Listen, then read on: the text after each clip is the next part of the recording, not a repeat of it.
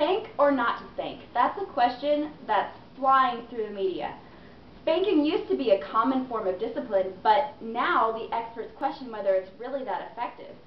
And like every issue, there are two sides of the story, and there are supposedly both pros and cons to spanking. Whether spanking is the right course of action for you, we will discuss what the experts say.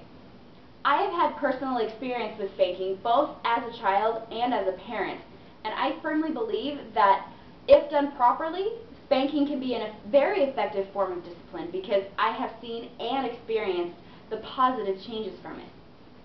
But in spite of my opinion, studies on the negative effects of spanking are splattered across the web, magazines, blogs, and newspapers. And many parents have adopted an anti-spanking technique. An article in the New York Daily News gathers some expert opinions on spanking. Spanking a child makes him feel insecure and fearful, which leads to aggressive behavior, says Dr. Mary Ellen Renna, a pediatrician. Dr. Mark Goulston, a psychiatrist, says this: when kids are spanked, they feel frightened, trapped, and powerless. A very common reasoning for spanking is, I was spanked as a kid and I turned out fine. But Dr. Murray Strauss argues against this in his research. He finds that, number one, spanking becomes less and less effective over time, and after a while it becomes physically impossible.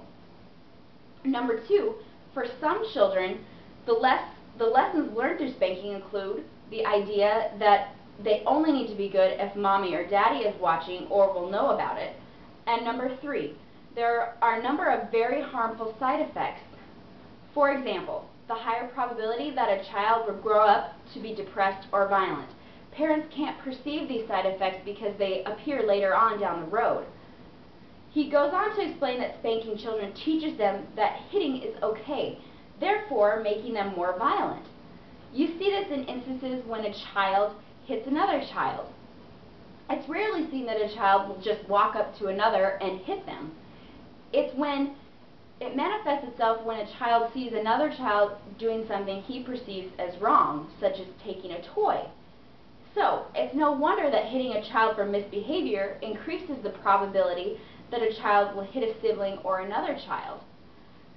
But on the flip side, Dr. John Roseman debates that outlook.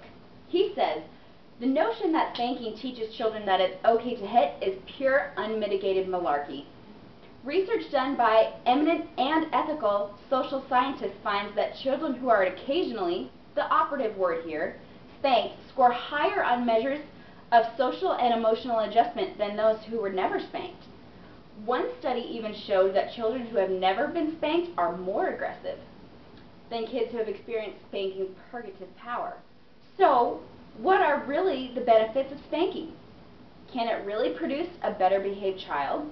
According to the American Academy of Pediatrics, over 90% of parents spanked.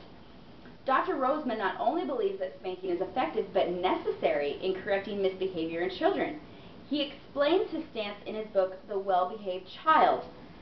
New-fashioned parenting experts believe that children can be reasoned with. And that's a very romantic notion, and I've been there, done that. Early on in my career as a psychologist, I believed likewise, which is one of the reasons why my wife and I experienced so much psychic turmoil during our early parenting years.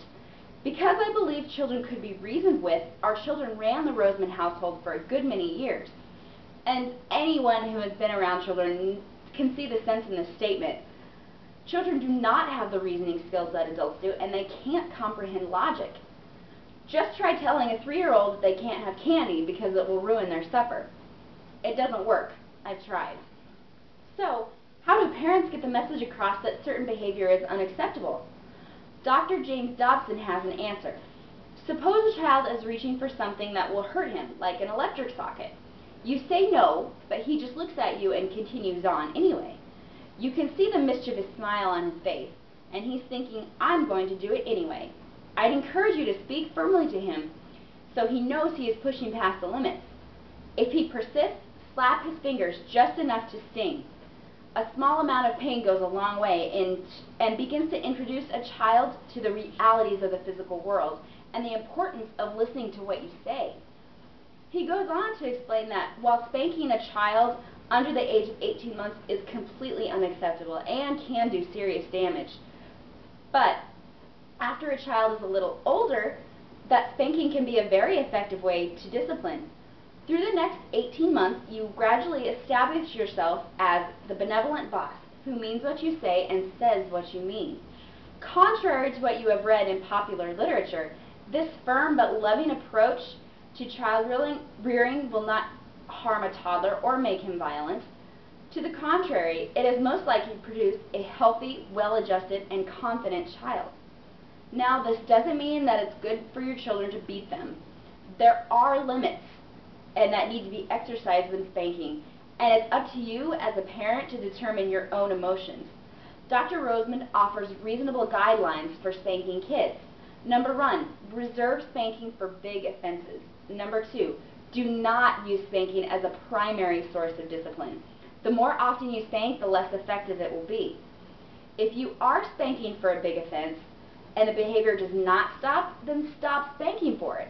Obviously, it's not working.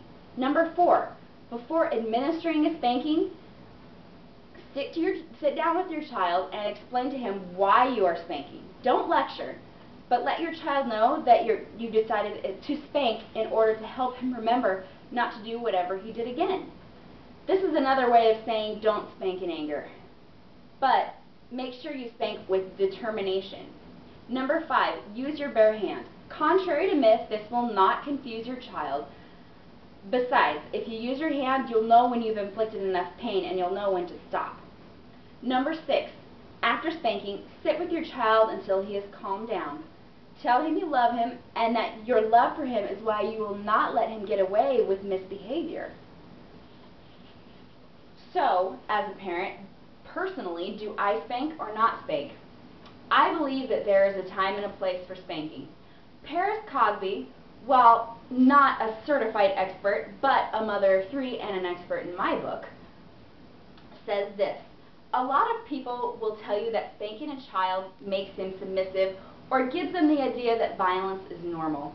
I'm here to tell you that's not the case. I think that if a child is abused, then that certainly is the case, but spanking is a far cry from abuse. If parents were a little less slack in their disciplining of their children, maybe you would see a little more respect from the teenage population. So far, spanking has worked for me. I have 3 very well-adjusted, outgoing, respectful little children, and I intend to keep it that way. As for me personally, my daughter Alicia very rarely gets spanked. But I firmly believe that's because she has learned from the time she has been spanked, and those experiences have had an impact on her. She is not afraid of me, and she is not aggressive toward other children. She is a friendly, affectionate, and happy little girl. I also was spanked as a child, and I am definitely a fully functional and normal adult. I never doubted that my parents loved me, and I learned to respect their authority and understood when I had done something wrong and not to do it again. It didn't take me long to figure out how to behave so that I didn't need to be spanked anymore. So, even though research suggests that spanking a child will screw him up, there is no definite conclusion that spanking is the main cause for negative behavior. So for me, the positives of spanking far outweigh the negatives. There is no solid proof that if spanking is done lovingly and properly, that it will have a negative impact on children. But as a parent or as a future parent, it's up to you to take a good look at the research and decide whether you will spank or not spank.